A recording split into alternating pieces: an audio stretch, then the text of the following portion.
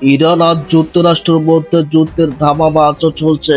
ঠিক এই উত্তেজনার মাঝে পাকিস্তান ইসলামাবাদে বসেছিল গত কয়েক দশকের সব থেকে বড় গুরুত্বপূর্ণ বৈঠক।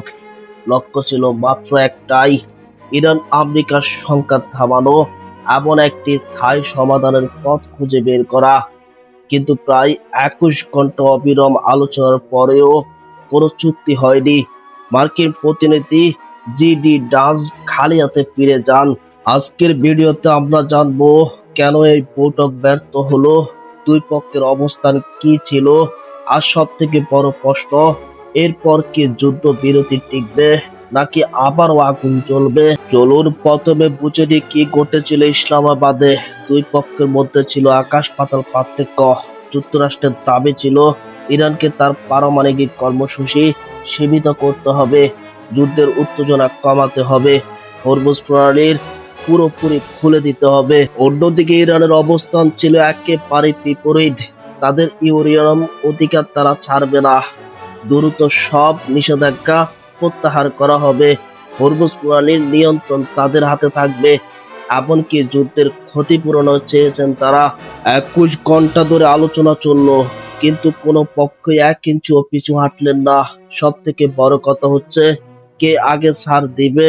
আমেরিকা বলছে প্রথম ইরান প্রতিশ্রুতি দেখ, তারপর আমরা দেখব। ইরান বলছে প্রথমে নিষেধাজ্ঞা তুলে নেওয়া হোক, তারপর আমরা আলোচনায় আসব। এই বিশ্বাসের ঘাটতি শেষ পর্যন্ত আলোচনাকে ডেড লকে নিয়ে গেল। কোনো সমঝোতা হলো না। জেডি ডান্স উঠে চলে গেলেন, আর পুরো বৈঠকে প্রশ্নের মুখে পড়ে গেলেন। এখন সব থেকে বড় প্রশ্ন হলো, এই ব্যর্থতার পর কি বর্তমান যুদ্ধবিরতি টিকে থাকবে নাকি আবারও পুরো মধ্যপ্রাচ্য জুড়ে সংঘাত ছড়িয়ে পড়বে। হরমুজ প্রণালী বন্ধ হলে বিশ্বের তেল সরবরাহ ধস নামবে। পারমাণবিক উত্তেজনা বাড়লে শুধু মধ্যপ্রাচ্য নয়, গোটা বিশ্ব হুমকির মুখে পড়বে।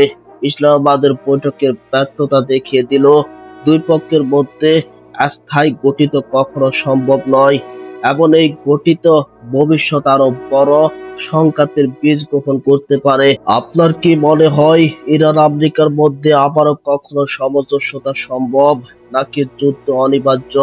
কমেন্টে আপনার মতামত জানান।